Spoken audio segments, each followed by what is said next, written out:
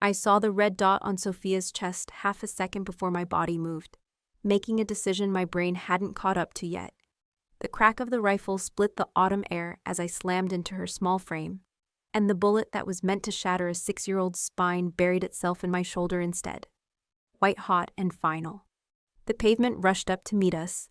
I twisted mid-fall, cradling Sophia's head against my chest, taking the impact on my hip, the one that didn't have the old injury, the one that still worked right. Her scream pierced my ear, high and terrified, but whole, alive. "Stay down," I gasped, pressing her face into my collarbone. My vision whited out at the edges. The pain was a living thing, eating through my shoulder blade and radiating down my arm in waves. "Don't move, baby. Don't look up." Around us, chaos erupted. Parents shrieked. Car doors slammed. Someone was shouting about calling 911, but I kept my body curved over Sophia's, scanning the roofline across the street where I'd seen the muzzle flash. Nothing now, just autumn sky and the facade of expensive brownstones. Gone. The shooter was gone, and I was bleeding out on Fifth Avenue while a kindergartner sobbed into my ruined blouse. "Miss Natalie," Sophia's voice was so small. "Miss Natalie, you're bleeding." "I know, sweetheart." I tried to smile, failed. "But you're okay. That's what matters." The academy doors burst open. Madame Corinne appeared, all elegant horror in her cream silk blouse and pearl choker, her phone already pressed to her ear. "Dear God, Natalie, someone call an ambulance. Get back, everyone. Give them space." Her voice cut through the chaos with the same authority she used in the studio. I felt a flash of relief that someone competent was handling this, because I sure as hell wasn't. The last thing I registered before the darkness took me was Sophia's small hand gripping mine, and the wail of sirens cutting through Manhattan's golden afternoon. I woke to the smell of antiseptic and the steady beep of machines. Hospital. I was in a hospital. My shoulder was on fire, but distantly now, buffered by whatever they'd pumped into my veins. I tried to sit up and immediately regretted it. "Easy." A nurse appeared at my bedside, middle-aged and competent. "You're lucky. Through and through, missed the major vessels. You'll heal." "Lucky. Right." "Sophia," I croaked. "The little girl. Unharmed. Physically, anyway." The nurse checked my IV with practiced efficiency. "You saved her life. The police want to talk to you and—" She hesitated, something uncertain crossing her face. "There are some people waiting to see you." "What other people?" She didn't answer, just gave me a look that might have been pity or warning, then disappeared through the curtain. I had maybe 30 seconds to process that before the door opened again. The room changed. That was the only way to describe it. One moment I was alone with machines and fluorescent lights and the institutional quiet of a hospital at night.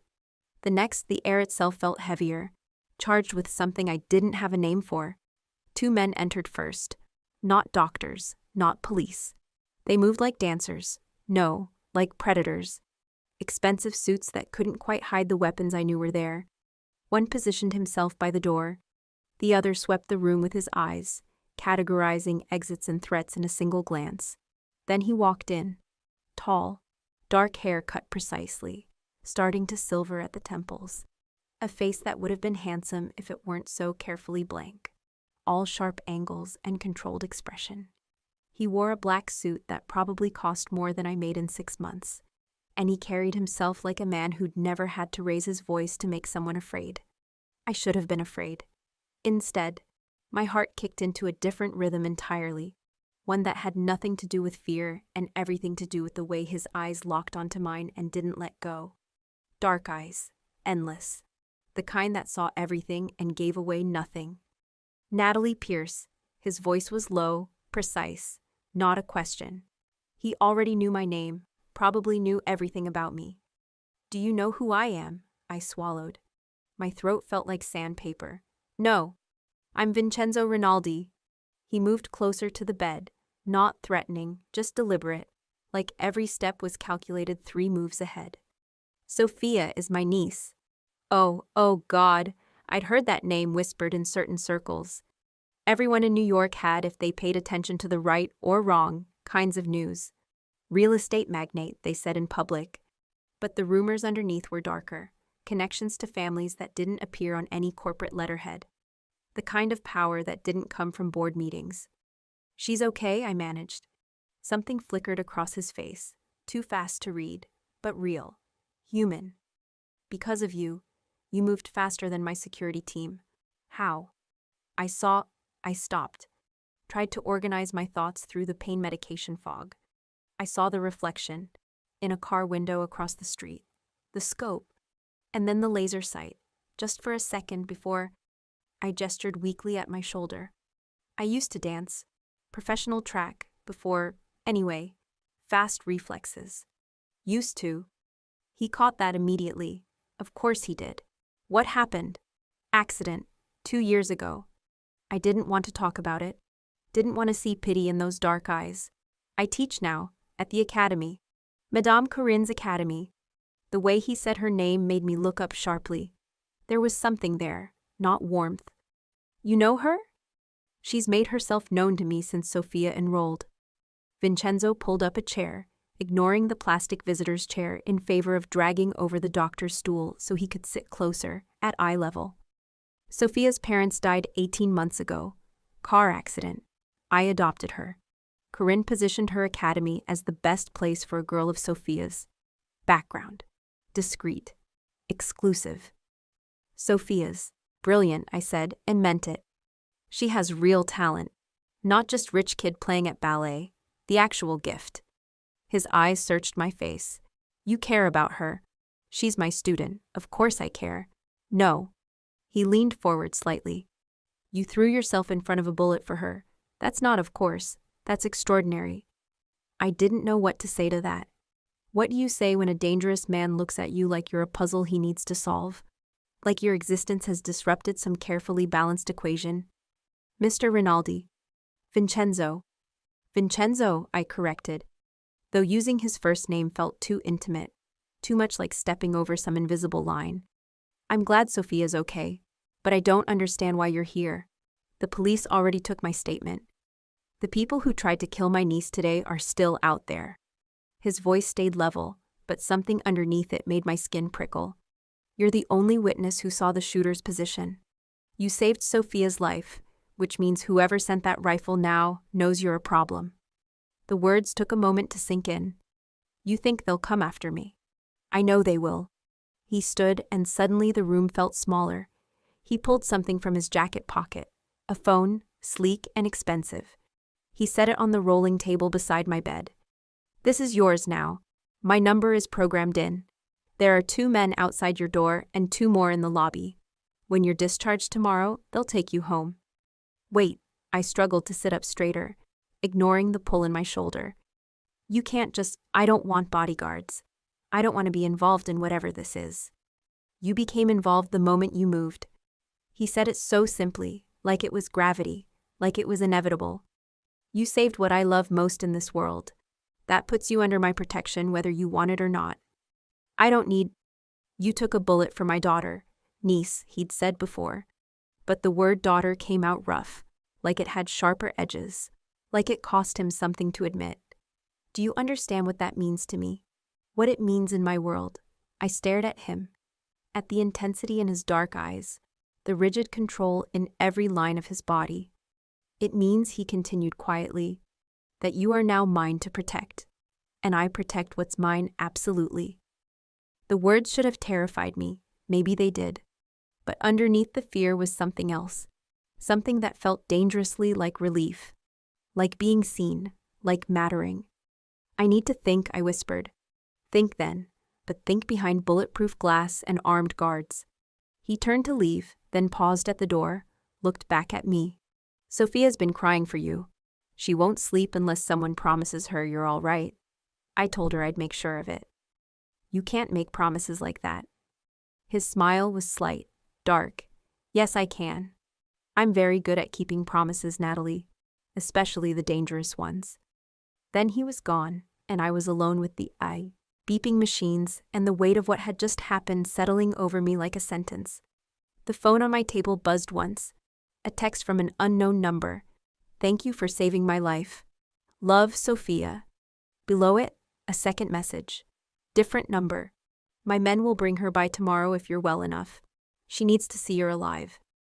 I stared at the screen until my eyes blurred. Outside my door, I heard the shuffle of feet as guards took up position. That morning, I'd gone to work worried about rent and my shoulder. Now I had a bullet wound, guards outside my door, and a mafia boss's number in a brand new phone. I should have been terrified. Instead, all I could think about was the way Vincenzo had looked at me, like I wasn't invisible anymore. They discharged me the next afternoon with a sling, a bottle of painkillers, and instructions to follow up in 2 weeks. The bullet had gone clean through. Lucky, they kept saying. Like luck had anything to do with stepping in front of a rifle. Vincenzo's men were waiting in the lobby, the same 2 from last night, plus a third I didn't recognize. Dark suits, earpieces, the kind of vigilant stillness that made other visitors give them a wide berth. Miss Pierce, the older one, salt and pepper hair, a scar bisecting his left eyebrow, stepped forward. "I'm Tony. We'll be taking you home." "I can take a cab." "No, ma'am, you can't." The finality in his voice made argument pointless. I got in the car. My apartment was in Washington Heights, a 5th-floor walk-up with temperamental heat and a view of the building next door. Tony took one look at the exterior and frowned, but didn't comment. Just positioned one man in the lobby and another outside my building before escorting me upstairs. "There'll be someone here at all times," he said, getting my door open. "You need anything, you call first. No going out alone." "For how long?" "Until the threat is neutralized." He handed me a card with a single phone number. "This reaches me directly. Use it." Then he was gone, and I was alone with the weight of what my life had become. The package arrived 2 days later. I heard the knock and checked the peephole. Habit now. The hallway was empty except for a small box sitting directly in front of my door. No delivery person. No note. Just plain brown cardboard. I called Tony immediately. "Don't touch it," he barked. "I'm 3 minutes out." He made it in 2, another man with him. They cleared the hallway, examined the box with practiced efficiency, then carefully opened it while I stood back, heart hammering. Inside, photographs of me, leaving the hospital, getting into Vincenzo's SUV, standing at my apartment window, teaching at the academy last month, before any of this started. Dozens of them, surveillance photos, proof that someone had been watching me for weeks. At the bottom of the box, a single typed note. "You should have stayed invisible." The floor tilted. Tony caught my elbow, steadied me. "Inside. Now." His voice was steel. "And you." He jerked his chin at his partner. "Get the boss. Tell him it's urgent." Vincenzo arrived within 20 minutes, moving through my door like a storm front. His eyes went to me first, scanning for injury, for fear, then to the photographs spread across my coffee table. He picked up one, me leaving the hospital, Sophia's card visible in my hand. His jaw turned to granite. "How long?" he asked Tony. "Photos go back at least 6 weeks, pre-shooting." They were watching her before. Vincenzo's voice dropped to something dark and lethal. "Before she saved Sophia. Why?" "Don't know yet, boss. But the message is clear. They know she matters to you now." "She matters because she took a bullet for my daughter." Each word came out precise, controlled. But underneath I heard rage. "Which means touching her is the same as touching Sophia. Make sure our friends understand that." Explicitly. Tony nodded and disappeared into the hallway, phone already at his ear. Vincenzo turned to me. I was still standing, arms wrapped around myself, trying to process that someone had been watching me for weeks, that I'd been a target before I even knew Sophia's last name. "Pack a bag," he said. "What?" "You're not staying here. Not where they know how to find you, where they've been watching you sleep." His eyes were black with fury. "You're coming to my house, guest wing, full security, until we end this. I can't just leave my apartment. You can, and you will." He moved closer into my space, and his presence was overwhelming. "They sent you photographs, Natalie. Next time it won't be pictures. It'll be a gun or a knife or worse. I don't take chances with people under my protection. I barely know you. You know enough. You know I keep Sophia safe. You know I pay my debts." His hand came up, almost touched my face, then stopped. You bled for my daughter. That makes you mine to protect. Non-negotiable. The possessiveness in his voice should have frightened me. Instead, it made something warm and dangerous unfurl in my chest. What if I say no? Then I'll have guards in your hallway, your lobby, and your bedroom. Your choice. Suffer surveillance in this cramped apartment, or have privacy and space in my home. He held my gaze. But either way, you're not alone anymore. They made sure of that when they sent these pictures. I looked at the photographs again, at proof that my invisible life had been a lie. Someone had seen me all along. Okay, I whispered. I'll pack. Something flickered in his eyes. Relief, maybe, or satisfaction. Good. Be ready in an hour. Vincenzo's house wasn't a house. It was an estate in Westchester, 40 minutes from the city, set back from the road behind gates and walls and enough security to make the White House jealous. The guest wing had more square footage than my entire apartment. Bedroom, bathroom, sitting room, all decorated in soft neutrals and expensive fabrics. A vase of fresh flowers sat on the dresser.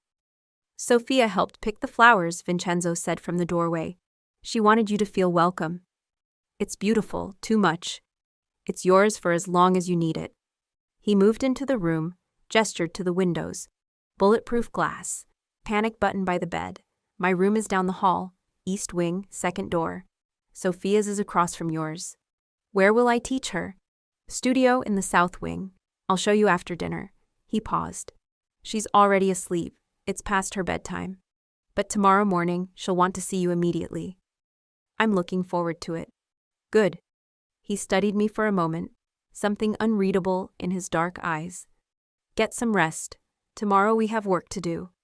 The knock came early the next morning, too early for me to be fully awake.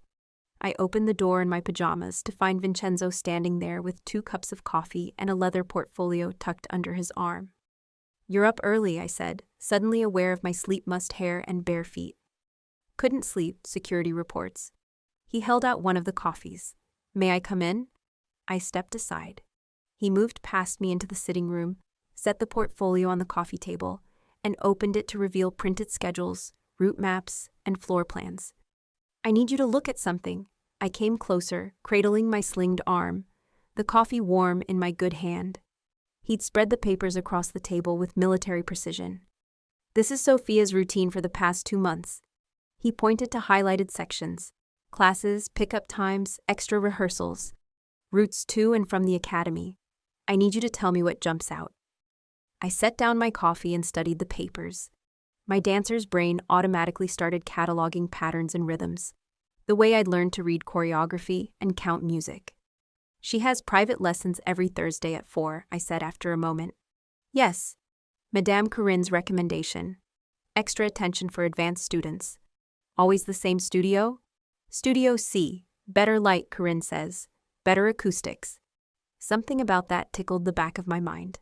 I found the academy floor plan in the stack and traced the layout with my finger. Studio C faces the street. Big windows on the east wall. Vincenzo went very still beside me. Yes. Which means anyone with a sightline from the buildings across the street could see directly in. Could watch her practice. Could time when she'd be in that room. I looked up at him. The shooting happened on a Thursday, didn't it? His jaw tightened. 4:47 p.m., right after her private lesson ended. So they knew. They knew exactly when she'd come out, which door, what time. I turned back to the schedules, my pulse quickening as more patterns emerged. And these pickup times, they're consistent. Same time, same door, every Tuesday and Thursday. You vary the car, but not the timing or the location. We needed consistency for Sophia's schedule. Routine helps her feel secure after losing her parents. I understand that. But consistency makes patterns. Patterns make you predictable. I pulled out another sheet, the route maps. And predictability makes you vulnerable. Look, you take the same 3 routes between here and the academy. You alternate them, but there are only 3. Someone watching for 2 weeks would know all of them. He was staring at me now with an intensity that made my skin warm. You see it. The exposure. Where did you learn this? I didn't learn it, I gestured at the papers. I know how bodies move through space. how to read rooms and sightlines and timing. It's what dancers do. We spend years learning to see angles and positioning and how to use space safely. It's what you do. He pulled out his phone, typed rapidly. From now on, we randomize everything. Different doors, different times, different routes. No more Thursday lessons in Studio C. No more consistent pickup locations. But Sophia needs structure, especially after losing her parents. She needs to be alive more than she needs structure. He looked at me, then, really looked, and something in his expression made my breath catch. You saw in 30 seconds what my security team missed for 2 months. They were probably thinking about threats, not patterns. You're thinking about both.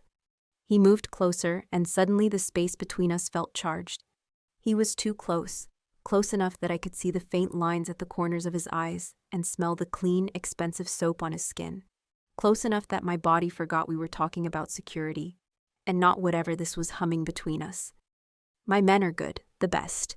But they think like soldiers, linear, tactical. You think like someone who understands movement and space in 3 dimensions. You see what they don't. I'm just a ballet teacher. No. His voice was firm. You're someone who notices what others miss. Someone who understands vulnerability and exposure because you've studied how bodies move for your entire life. He paused. I need that. I need you to look at Sophia's world and tell me where we're exposed, where the patterns are, what worries you. I don't know anything about security protocols or, you don't need to. Just look at her routine and tell me what your instinct says, what feels wrong, where the timing is too predictable. His dark eyes held mine. Can you do that? It should have sounded insane. A crime boss asking a failed ballerina to consult on his security. But the way he said it, like my observation and instinct were genuinely valuable, like I brought something no one else could, made my chest tighten. When was the last time anyone had valued what I saw, what I thought? What if I'm wrong, I asked quietly. What if I miss something and Sophia gets hurt because... Then you miss it, but you won't miss it because you weren't paying attention or didn't care. His hand came up, almost touched my face, then stopped, dropped. That's more than I can say for some people in my world. Your instinct saved Sophia's life once already. I trust it. The weight of his trust settled over me, terrifying and intoxicating in equal measure. Okay, I heard myself say. I'll try. Good. Relief crossed his features. We start today. After breakfast, I want you to walk through Sophia's routine with me. Every step, every transition, every place she stops or slows down. You tell me where you'd position a threat if you wanted access. That's a horrible thing to think about. It's the thing that keeps her alive. His voice softened slightly. I know it's dark. I know it's not what you signed up for when you started teaching ballet. But you're in this now, and I need your eyes. Because I took a bullet for her. Because you see her. Really see her. And because when you look at a room, you see things my men don't. He gathered the papers, organized them back into the portfolio. Get dressed, have breakfast, then we work. He was at the door when I found my voice again. Vincenzo? He turned back. Thank you. For what? For asking, not just telling me what to do. I pulled my good arm across my chest, suddenly self-conscious. For trusting my instinct. Something flickered in his dark eyes. Surprise, maybe, or something warmer. You saved what I love most in this world. Your instinct deserves trust.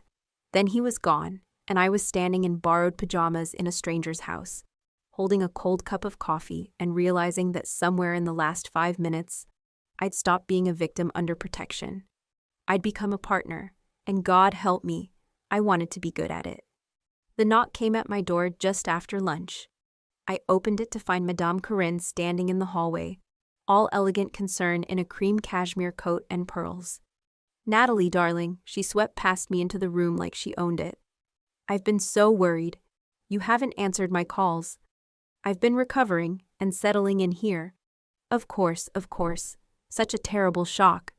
She touched my slinged shoulder with gentle fingers. Are you in much pain? It's manageable. I'm so relieved. She moved to the window, looked out at the manicured grounds with an expression I couldn't quite read. Mr. Rinaldi's home is quite impressive. Though I must say, When he informed me you'd be moving Sophia's lessons here indefinitely, I was concerned. Concerned. For Sophia's education naturally. The academy has structure, routine, other students for socialization and healthy competition. Being isolated here, with only private instruction, she trailed off, leaving the implication hanging. It's not ideal for a child's development. I can still provide quality instruction. Oh, I have no doubt of your talent, dear. You were always so gifted, even after your unfortunate accident. The sympathy in her voice felt like a blade wrapped in silk. But Sophia needs more than technical training. She needs the environment, the community, the full academy experience. She's been through so much loss already. The academy is where someone tried to kill her. Corinne's face arranged itself into perfect distress.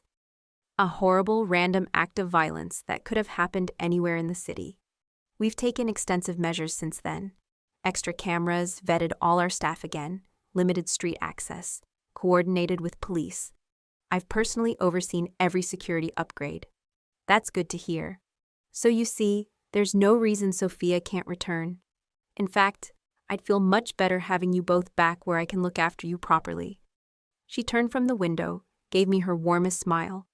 This place is beautiful, but so isolated. And Mr. Rinaldi, while clearly capable in his business ventures, isn't an educator. Sophia needs normal Natalie. She needs other children. She needs you and the academy. The pressure was subtle but unmistakable. Come back. Bring Sophia back. Return to where I can see you both. That's not my decision to make, I said carefully. Vincenzo is her guardian. But he listens to you, I can tell. Corinne moved closer, her perfume expensive and cloying. You have influence with him, dear. Use it, for Sophia's sake. Help me bring her back where she belongs. I'll think about it. Please do. And Natalie? She touched my good shoulder, her grip just a fraction too tight. I hope you understand how much the academy values you, how much I value you. You're family to us. Always have been. Ever since I gave you this position after your accident, when no one else would hire you. The reminder stung. She'd hired me when I was desperate, broken, with nowhere else to go. She'd given me purpose when I thought my life was over. I owed her, didn't I? I appreciate everything you've done for me, I said. Then help me with this. Help me bring Sophia home. She smiled, warm and maternal, but something in her eyes stayed cold. I'll be in touch. After she left, I stood at the window and stared at the grounds, trying to understand why her kindness felt like a threat, why her concern felt like manipulation, why every instinct I had was screaming that something about Madame Corinne was wrong. I missed the Academy's spring showcase that weekend. By Sunday night, my phone was full of messages from other teachers. Where are you? And people are saying you ran off with Rinaldi. But for the first time, my collapsing reputation felt like it belonged to a life that wasn't mine anymore. Dinner that night was in Vincenzo's private dining room. Sophia chattered through the entire meal, telling me about her day, about the new studio, about the books her uncle had read to her. And tomorrow, Miss Natalie, you'll teach me again? For real? For real, I promised. We'll start slowly because of my shoulder, but yes. Will it be like before, at the academy? I glanced at Vincenzo across the table. He'd been quiet through dinner, watching us with an expression I couldn't quite read. Better than before, I said. We'll have more time, more space. We can really work on your technique. Sophia beamed. Uncle Enzo says you're the best teacher ever. Does he? Vincenzo's mouth curved slightly. I said you're observant and talented. Sophia added the best ever part on her own. It's still true, Sophia bounced in her seat. And after dinner, Uncle Enzo said I could show you my room. I have a new music box and everything. I'd love to see it. After dinner, Sophia grabbed my hand and dragged me upstairs. Her room was every little girl's dream: canopy bed, built-in bookshelves, a window seat overlooking the gardens. Ballet posters covered one wall. This was my mama's room, Sophia said quietly, showing me the music box on her dresser. When she was little, Uncle Enzo says she loved ballet too. I'm sure she'd be very proud of you. Do you think? Her small face was painfully hopeful. Uncle Enzo doesn't talk about her much. It makes him too sad. My throat tightened. I think your mama would think you're the bravest, most talented little dancer in the world. Sophia hugged me fiercely, then yawned. Will you be here tomorrow? Promise. I promise. Vincenzo appeared in the doorway. Time for bed, Piccola. Say goodnight to Miss Natalie. She kissed my cheek, then scampered off to her bathroom. Vincenzo gestured for me to follow him into the hallway. We stood in the dim corridor, close enough that I could see the exhaustion etched into his face. She's already attached to you, he said quietly. More than anyone since her parents died. She's easy to love. Yes. He was quiet for a moment. Her room, it was my sister's, Juliana. I haven't changed it much. Sophia wanted to be close to her mother's memory. That must be hard, seeing Sophia in there every night. Every day. His voice roughened. But it's what she needs, and what Sophia needs, I provide. Always. How did they die? I asked softly. Sophia's parents. He was quiet so long I thought he wouldn't answer. Then, car accident. Black ice on a bridge, the official report said. They went off into the Hudson. His jaw tightened. But the car had been in the shop 2 days before. New brakes. The mechanic swore everything was perfect. You think someone tampered with it? I know they did. I just could never prove which family was responsible. He looked at me then, and the pain in his eyes was raw, unguarded. I failed to protect Juliana, failed to see the threat until it was too late. I won't fail Sophia. I can't. Without thinking, I reached out with my good hand and touched his arm. You're not failing her. She's safe. She's happy. She knows she's loved. Because of you. His hand covered mine, where it rested on his sleeve, warm and solid. You see her. Really see her. Not as my niece, not as a pawn in some game. Just as Sophia. She deserves that. So do you. His thumb brushed across my knuckles, the touch light but deliberate. To be seen. Not as the injured teacher or the woman who took a bullet. Just as Natalie. I should have stepped back, put polite distance between us, but instead I let myself memorize the weight of his hand over mine, the warmth of his skin, like it was something I'd been starving for without realizing it. The air between us changed, thickened. His hand was warm over mine, his body close enough that I could feel his heat, smell cedar and something darker. I should let you get some rest, I whispered, but I didn't pull away. You should. He didn't move either, didn't let go. But I'm glad you're here, in this house, where I know you're safe. Is that the only reason you're glad? The question slipped out before I could stop it. Bold. Too bold. His dark eyes searched mine. No, that's not the only reason. My heart hammered against my ribs. We were standing too close, touching too long, the air electric with things neither of us was ready to say. Good night, Vincenzo, I managed. Good night, Natalie. He released my hand slowly, reluctantly. Sleep well. I made it back to my room on shaking legs, closed the door, and leaned against it. My shoulder ached. My reputation was in ruins. My entire life had been upended by violence and danger. But standing in that hallway with Vincenzo's hand over mine, I'd felt something I hadn't felt in years. I'd felt seen, valued, like I mattered for more than what I could do or what I could survive. Like I was someone worth protecting, worth trusting, worth keeping close. And God help me, I didn't want to go back to being invisible, not anymore. The days fell into a rhythm that felt dangerously like normal. Mornings with Sophia in the studio, modified exercises that wouldn't strain my healing shoulder. Afternoons reviewing security footage with Vincenzo's team, pointing out patterns and vulnerabilities I noticed in the way people moved through spaces. Evenings with dinner as a makeshift family, Sophia between us, chattering about her progress. 2 weeks passed, then 3, my shoulder healed. The ache faded to a dull memory, but the surveillance outside never stopped. And the photographs kept coming, not to me this time, to Vincenzo. I found him in his office one night, door open, staring at a new envelope spread across his desk. More photos. Sophia leaving the house. Sophia in the car. Sophia visible through the studio windows during our morning lesson. They're still watching, I said from the doorway. He looked up, and the fury in his eyes was barely controlled. They're getting closer, bolder. These were taken yesterday. I moved into the room, looked at the photos. From where? We don't know yet. Somewhere with a clear sight line to the south wing. He stood, paced to the window. I've had the property swept twice. No cameras, no devices. Which means they're shooting from outside the perimeter. Show me the property maps, the elevation charts. He pulled them up on his computer without question. I studied the layout, the tree line, the neighboring properties. There, I pointed to a ridge about half a mile out. Clear sightline to the studio windows. High enough for a telephoto lens. Probably accessing it through the state parkland. Vincenzo was already on his phone. Tony, North Ridge, half mile out.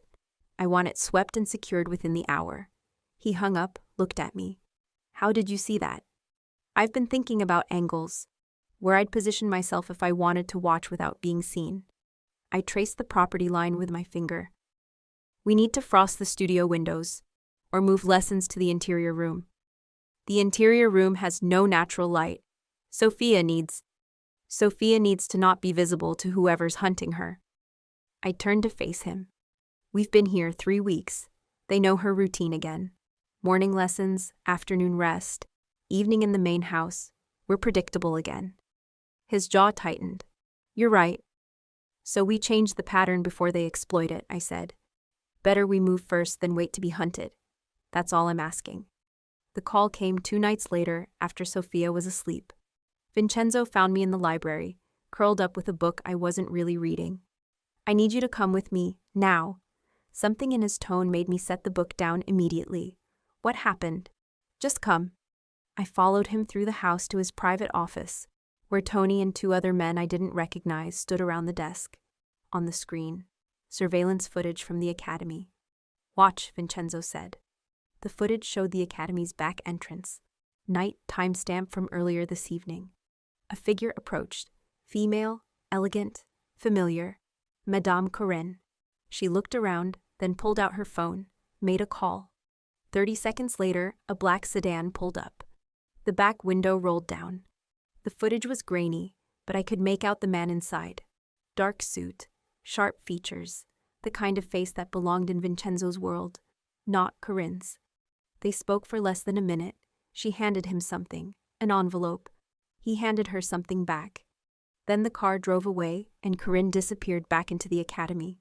Who is he? I asked, though dread was already pooling in my stomach. Dmitry Volkov, second in command of the Antonov family. Vincenzo's voice was cold, controlled fury. The same family we believe sent the sniper. The room tilted. Corinne is working with them. More than working with them. Selling to them. Tony pulled up another screen. Financial records. Large deposits into her accounts over the past 6 months. Always after major events at the academy. Recitals, showcases.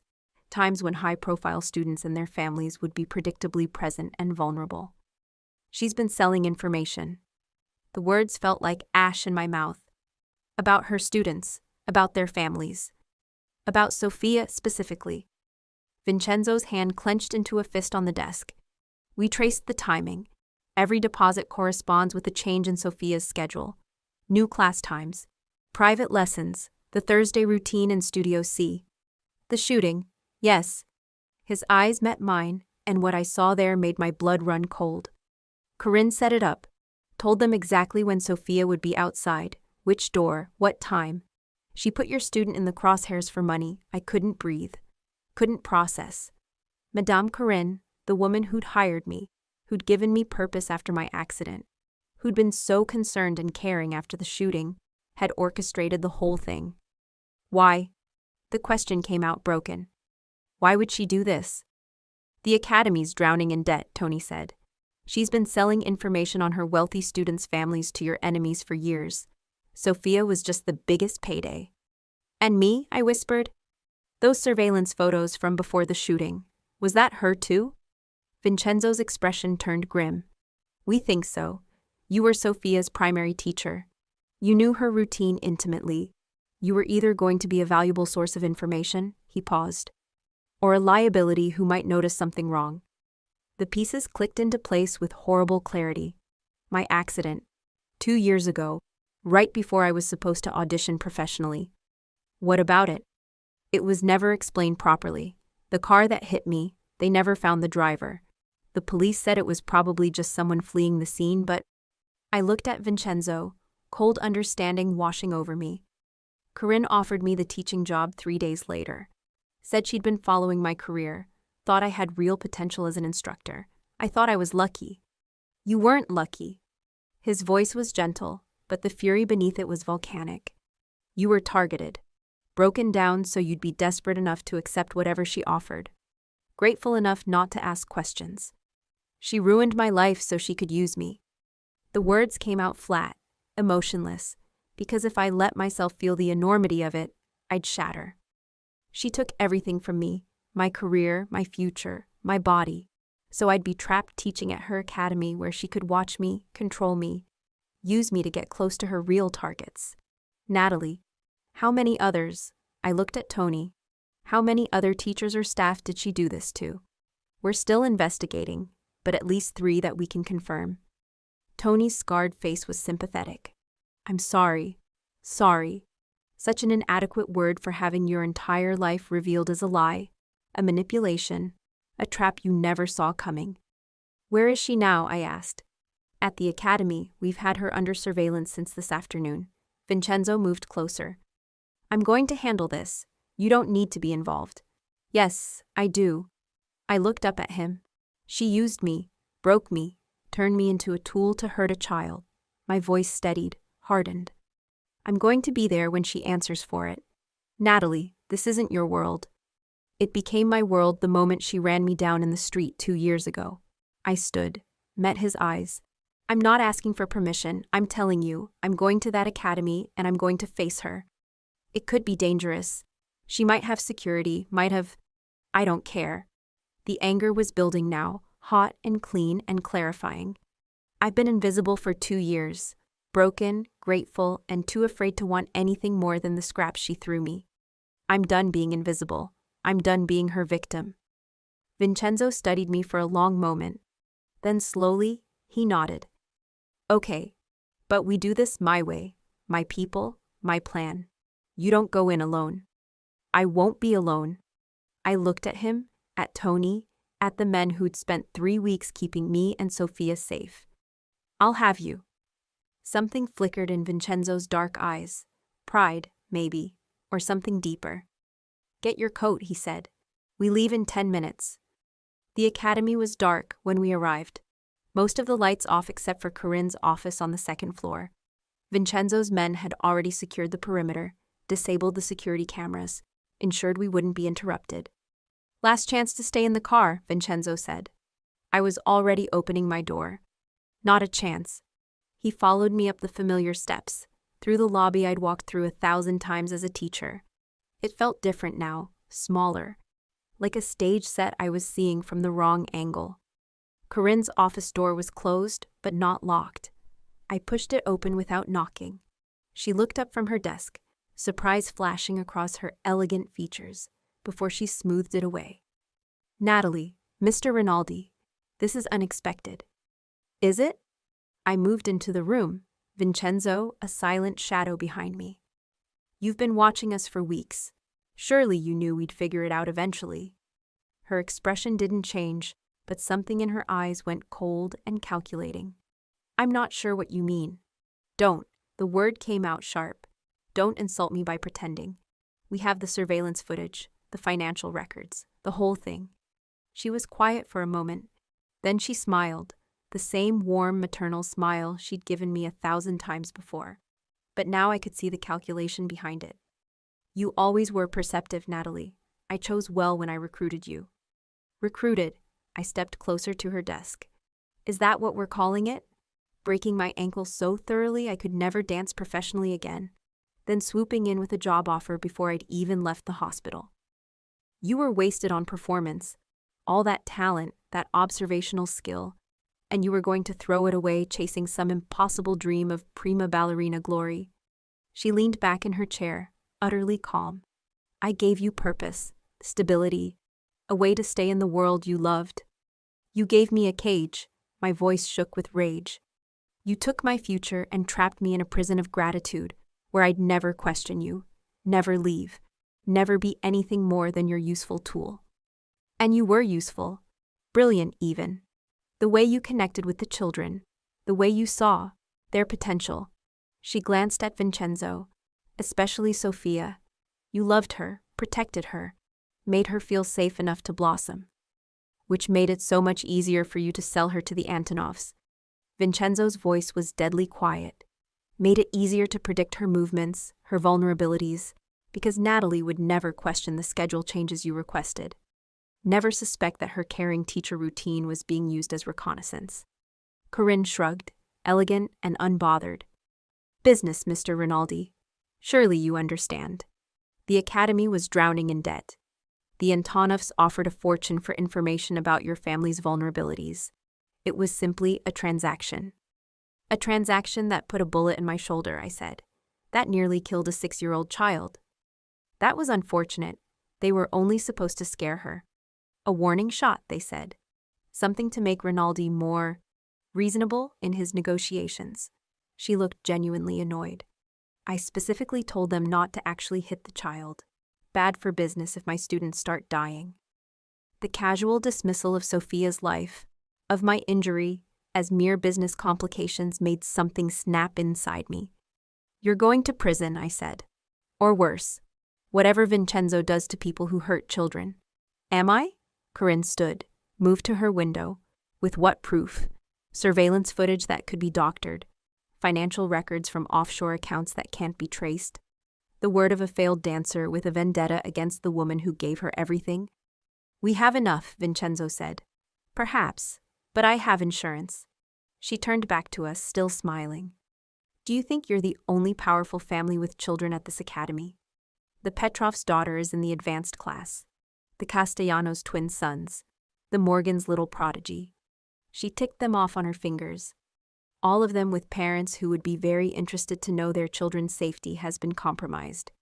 Very motivated to ensure the truth stays buried to protect their own families. You're threatening them, I said. I'm reminding you of reality. This academy is woven into the fabric of this city's most powerful families. Destroying me means exposing all of them, making their children targets, creating chaos that serves no one. She looked at Vincenzo. You're a smart man.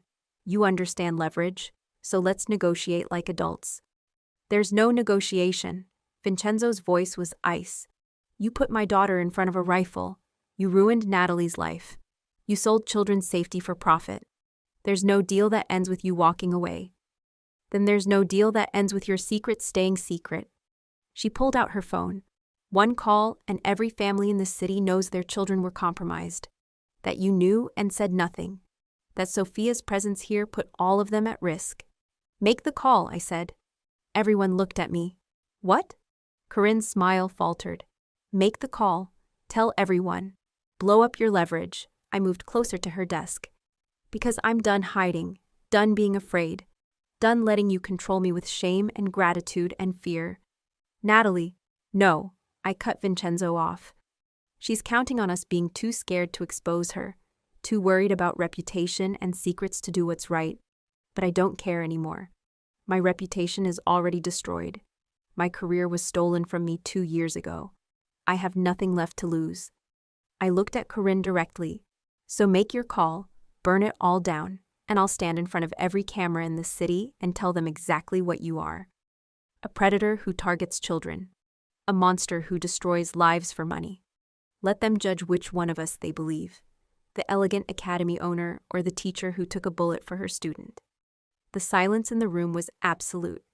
Corinne's hand, still holding her phone, trembled slightly. The first crack in her perfect composure. You'd ruin yourself to expose me, she said slowly. I'm already ruined. You made sure of that. I smiled, and it felt like broken glass. The difference is, I'm choosing it now. Choosing to burn instead of being burned. Choosing visibility over invisibility, even if it costs me everything. The other families will protect their children, just like Vincenzo protects Sophia. Just like I wish someone had protected me. I leaned forward on her desk. Make your call, Corinne. Let's see who they believe. She looked at Vincenzo. You'd allow this? Let her destroy your privacy, your security, just to take me down? She's not asking my permission. He moved to stand beside me, solid and certain. She's choosing her own move, just like you taught her to. Except she's better at it than you expected. Corinne stared at us both. At the united front we presented. At the certainty in my eyes. Then slowly, she set down her phone. What do you want? She asked finally. A confession, Vincenzo said. On record, everything. The accident, the surveillance, the Antonovs, all of it. And then? Then you disappear. Leave the city, leave the country, and if you ever come near Sophia or Natalie again. He let the threat hang, unfinished and all the more terrifying for it. That's not enough, I said. Both of them looked at me. She doesn't just get to run away, she needs to pay. I held Corinne's gaze. You're going to sign over the academy, all of it. Assets, property, accounts. To a trust that will ensure it actually protects children instead of selling them. The academy is worth millions. Then you should have thought of that before you weaponized it. My voice was steel. Sign it over or we go public. Your choice. The calculation in her eyes was vicious. Weighing options, measuring consequences. You're not who I thought you were, she said finally. No, I'm not the broken thing you created. I straightened. I'm the person who survived you. There's a difference. We left the academy an hour later with a signed confession, transfer documents for the property, and Corinne's agreement to be on a plane out of the country by morning. Vincenzo's lawyers would handle the rest. I sat in the SUV as we drove away, watching the academy disappear behind us, the place where I'd taught for 2 years, the place where I'd rebuilt some small version of a life, the place that had been a lie from the beginning. Are you okay? Vincenzo asked quietly. I don't know. I looked down at my hands, surprised to find them steady. I thought I'd feel different, victorious or relieved or something, but I just feel hollow. That's normal. You just confronted the person who destroyed your life. There's no rule book for how that's supposed to feel. She was right about one thing. I looked at him. I'm not who I was, not the grateful, invisible teacher, not the broken dancer. I don't know who I am now. You're the woman who took a bullet for a child, who saw patterns my security missed, who just faced down a predator and won. His hand found mine in the dark. You're Natalie, that's enough. His hand was warm, solid, real, an anchor in the middle of everything spinning apart. What happens now? I asked. Now we make sure Sophia's safe. Make sure Corinne follows through. Make sure no one else tries to use my daughter as leverage. He paused.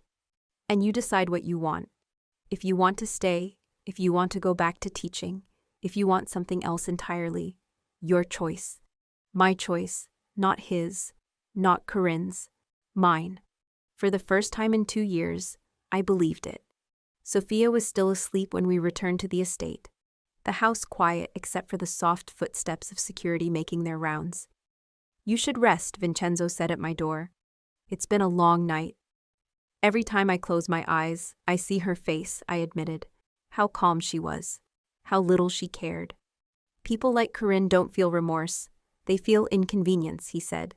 But she's gone. She won't come back. I went inside, closed the door, and stood in the dark, my heart pounding for reasons that had nothing to do with fear. The call came at 4 a.m.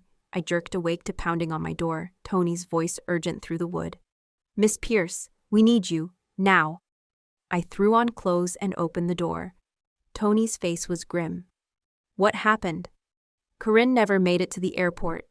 Her car was found abandoned on the access road to the property, empty. He was already moving, expecting me to follow. Someone took her. We think it's the Antonovs. Why would they take her? Because she failed. She was supposed to deliver Sophia, and instead she delivered a confession that ties them to attempted murder of a child. We reached Vincenzo's office. They're tying up loose ends. Vincenzo was behind his desk, multiple screens showing surveillance feeds, his phone pressed to his ear. He looked up when I entered, gestured for me to sit. Don't care what it costs. Find her. He ended the call. Natalie, I need you to stay with Sophia today. Don't let her out of your sight. What's happening? The Antonovs have Corinne. They'll interrogate her, find out what she told us. Who else knows? His expression was carved from stone. Then they'll come for Sophia. One final attempt before they cut their losses and leave the city. When? Today, maybe tonight. They'll move fast before I can reinforce security. He stood, came around the desk. I'm pulling Sophia from any exposure. No studio, no outside time, nothing. You'll stay with her in the interior safe room until this is over. What about you? I'll be handling the Antonovs, permanently. The way he said it left no room for interpretation.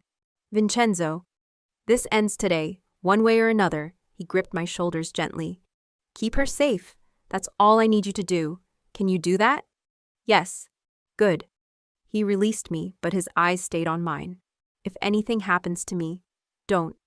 If anything happens, he continued, there are papers in the safe, guardianship documents. Sophia goes to you. Full legal custody, access to everything she needs. Tony knows the codes. The weight of what he was saying hit me. You're not going to die. Probably not. But if I do, I need to know she'll be with someone who loves her. Someone who'll protect her. Someone who sees her. His hand cupped my face. Someone who already did everything I'm asking before I even knew to ask. Vincenzo, promise me. I promise. The words came out thick. But you're coming back. Yes. His thumb brushed my cheekbone. I am. Then he was gone, Tony and half a dozen men following him out. And I was alone with the weight of a promise I prayed I'd never have to keep. Sophia woke at 7. Confused about why we were having breakfast in the small interior room instead of the dining room. Uncle Enzo had to go to work early, I explained, keeping my voice light. So it's just us today. I thought we could have a lazy day. Movies, books, maybe some gentle stretches if your legs feel restless. No real lesson. Not today, sweetheart. She accepted this with the resilience of a child who'd already learned that adults sometimes had to change plans for mysterious reasons. We watched movies. We read. I taught her a card game my mother had taught me, and I tried not to think about Vincenzo out there somewhere, hunting or being hunted. The call came at 2 in the afternoon. Tony's voice was tight. We have a situation. They're moving on the property. Multiple vehicles, heavily armed. Boss wants you in lockdown. Now. How long until they're here? 10 minutes, maybe less. I heard gunfire in the background. We're engaging at the perimeter, but some might get through. Seal the safe room. Don't open it for anyone except me or the boss. Understand? Understood. I hung up, turned to Sophia with a smile I didn't feel. Hey, sweetheart. We're going to play a game. Remember the safe room Uncle Enzo showed you? Her eyes went wide. Is someone bad? Coming? Uncle Enzo's people are keeping us safe. But just in case, we're going to go to the special room and wait there until he comes to get us. Okay? She nodded, scared but trusting. Okay. I took her hand and we moved quickly through the house to the reinforced interior room. Steel door, no windows, supplies for 3 days if needed. I sealed us inside, engaged the locks, and pulled Sophia close. It's going to be okay, I whispered into her hair. I promise. Outside, I heard the distant crack of gunfire. We waited in the safe room for what felt like hours. Sophia eventually fell asleep against my side, exhausted by fear. I stayed awake, listening to every sound, every vibration through the walls. More gunfire, shouting, something that might have been an explosion. Then silence. The silence was worse than the noise. I don't know how long we sat there in the quiet. Long enough for my legs to cramp. Long enough for Sophia to wake up, ask if it was over, then fall asleep again when I told her we had to wait a little longer. Then, 3 knocks on the door. A pause. 2 more knocks. The code Vincenzo had taught me. I checked the camera feed, grainy, but clear enough. Vincenzo stood on the other side, blood on his sleeve, exhaustion carved into his face. I opened the door. He stepped inside, eyes going immediately to Sophia asleep on the bench. Then to me, checking, cataloging, ensuring we were whole and unharmed. It's over, he said quietly. They're gone, all of them. Corinne? Dead before we got there. They killed her to keep her from talking further. His expression was grim. We recovered her body, found evidence linking the Antonovs to a dozen other crimes, enough to destroy their entire operation. And the men who came here? The ones who survived the firefight are in federal custody. Tony made sure of that. He moved to the bench, sat heavily like the weight of the day was finally catching up to him. We captured 8 of them alive. They're singing to the FBI right now, giving up everything to avoid longer sentences. And the Antonov leadership. Dmitry Volkov, the man who met with Corinne, was arrested 2 hours ago. The evidence we recovered from Corinne's interrogation tied him directly to the sniper attack, plus a dozen other murders, extortion, trafficking. Vincenzo's voice was cold with satisfaction. He'll die in prison. So will his boss, Alexei Antonov. The FBI raided their operations across 3 states, seized everything, accounts, properties, weapons. The entire organization is finished. They can't come back? Can't rebuild? No, I made sure of that. He looked at me directly. I gave the FBI everything. 20 years of dirt I've had on them, crimes, witnesses, financial records.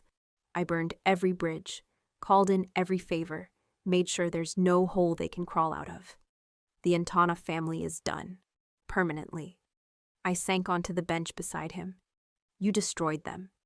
I destroyed their power, their freedom, their ability to ever hurt another child. His jaw tightened. Some of the lower-level men fled the country before we could catch them.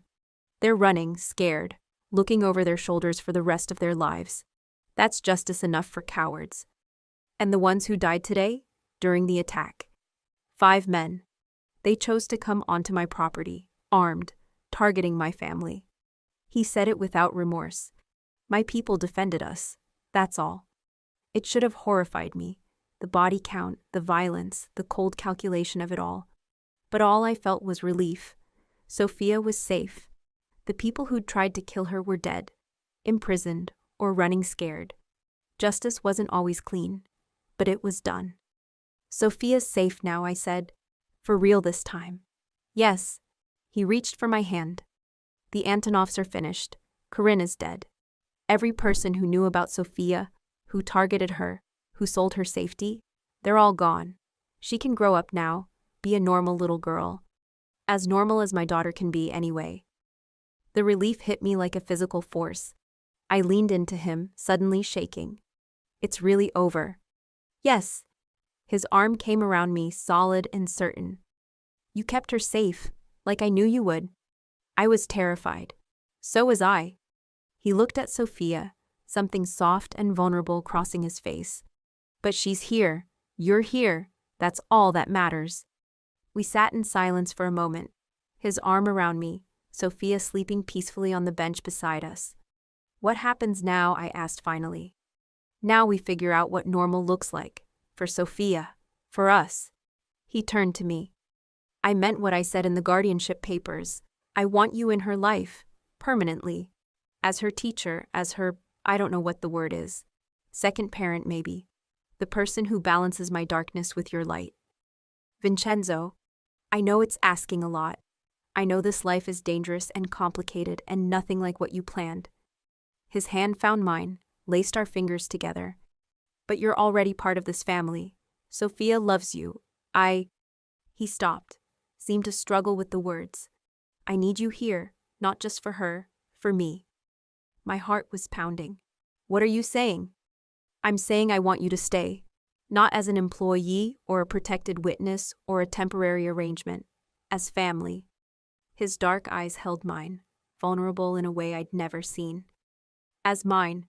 The word hung between us, weighted with meaning. I'm not asking you to marry me today, he continued. I'm not asking you to give up your independence or let me control your life.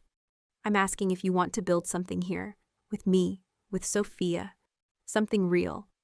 I looked at him, this dangerous, powerful man who'd protected me, trusted me, valued me, who'd given me space to find my own strength instead of trying to control it, who'd listened when I spoke, believed when I noticed things, stepped back when I needed to fight my own battles, who'd made me feel seen in a way no one ever had. I lost everything 2 years ago, I said, quietly, My career, my body, my future. I thought I'd spend the rest of my life invisible, teaching other people's dreams because mine were destroyed. Natalie. But you were right. That wasn't living. That was surviving. I turned my hand over, squeezed his fingers. Being here, with you and Sophia, this is the first time in 2 years I've felt alive. Like I matter, like my potential isn't wasted. You matter, his voice was fierce. You've always mattered. I just helped you remember it. Yes, you did. I took a breath. So yes, I'll stay. I want to stay. I want to build something real with you. The smile that crossed his face was like sunrise. Slow, warm, transformative. Good, he said, because I'm not letting you go. Then he leaned in, and this time I met him halfway. The kiss was everything 3 weeks of tension and trust and survival had built toward. Gentle at first, almost questioning, then deeper as I tilted into him and his hand came up to cup the back of my neck. He tasted like coffee and danger and promises kept. I felt his other hand slide to my waist, pulling me closer, and I went willingly, my good hand gripping his shoulder. When we finally broke apart, both breathing hard, his forehead rested against mine. I've wanted to do that since the hospital, he admitted. You hit it well. Years of practice. He pulled back slightly, dark eyes searching mine. But I'm done hiding, done pretending you're just Sophia's teacher or someone under my protection. You're more than that. You've been more than that since the moment you moved. So what am I now? Mine. He said it simply, certainly. If you want to be. I want to be. He kissed me again, softer this time, like sealing a promise. When he pulled back, Sophia was stirring awake beside us, blinking sleepily. Uncle Enzo? She sat up, saw him, and launched herself into his arms. You're okay. I'm okay, Piccola. Everything's okay now. He held her tight, one arm around her, the other still reaching for me. We're all safe. We're all together. That's what matters. She looked between us, taking in our joined hands, the way we sat close. Are you and Miss Natalie? Are you going to be together, like married? Someday, maybe, if Miss Natalie wants that. He looked at me with a question in his eyes. I thought about it. About this strange, broken, beautiful family we'd built from violence and trust and choosing each other over and over. About Sophia, who needed stability and love. About Vincenzo, who'd given me back my strength by never asking me to be less than I was. About the life I could have here if I was brave enough to choose it. Someday, I agreed. Let's start with today and see where it goes. Sophia beamed. Does this mean Miss Natalie gets to stay forever? If she wants to, Vincenzo said. I want to, I told them both. Very much. 3 months later, I stood in the new studio, not the one at Vincenzo's estate, but the one we'd built at the academy. The Eared academy that was no longer Madame Corinne's. That was now the Juliana Foundation for Young Dancers, named for Sophia's mother. A place where talented kids could train without being exploited. Where teachers were valued and protected. Where no child would ever be sold for profit. I'd taken over as director. Vincenzo had insisted, had given me full control and funding to make it everything I'd once dreamed an academy could be. Sophia was in the advanced class now, thriving under structured training that pushed her without breaking her. Other students had come, scholarship kids, like I'd once been. Kids with real talent and no resources. Kids who needed someone to see them. I saw them all. The door opened. Vincenzo stood there in his work suit, slightly disheveled from the day. He'd been in the city handling business, the legal kind mostly, though I didn't ask too many questions about the rest. How was class, he asked. Good, Sophia's getting stronger. Her extensions are beautiful. I moved into his arms, let him pull me close. How was your day? Long. Better now. He kissed my temple. Ready to go home? Home. The word still felt new, fragile, but it was starting to fit. Almost. I have one more class in 20 minutes. I'll wait. He settled into the observation chair, the same one he'd occupied a dozen times before, watching me teach with an intensity that should have been unnerving, but somehow felt like being cherished. Sophia burst through the door, already in her next class leotard. Uncle Enzo, did you see my tour jeté today? Miss Natalie says it's almost perfect. I didn't, but I'll watch in your next class. He pulled her in for a quick hug. Go warm up. We're taking Miss Natalie to dinner after, so be ready to leave by 6. She scampered off. I watched her go. This child I'd saved, who'd saved me in return, who'd brought me into a life I never could have imagined. What are you thinking? Vincenzo asked, reading my expression. That 2 years ago, I thought my life was over, that I'd never dance, never teach anything meaningful, never be more than invisible and broken. I turned to him. And now I'm here, with you, with Sophia, running an academy, making a difference. You were always going to make a difference. You just needed the right stage. He pulled me closer. I'm glad I could give you that. You gave me more than that. I kissed him, soft and certain. You gave me back myself. His arms tightened around me. You did that yourself. I just made sure you were safe enough to try. Maybe that was true. Maybe we'd both saved each other in different ways. I love you, I said. The first time I'd said it out loud, though I'd felt it for weeks.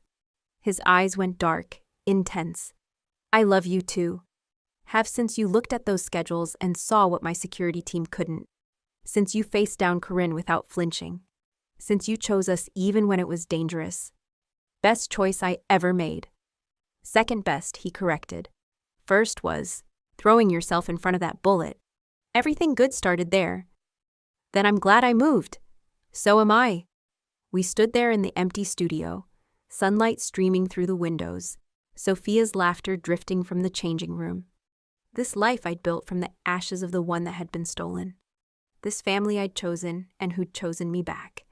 I wasn't invisible anymore. I wasn't broken anymore. I was exactly where I was meant to be. And for the first time in 2 years, I could say with absolute certainty, I was home. Thank you for listening all the way to the end. If you enjoyed this story, please subscribe so you don't miss the next Mafia love story. And tell me in the comments where you're listening from and what you thought of this narrator. Your feedback really helps me make these even better for you. Thank you for letting my stories keep you company. It truly means more than you know.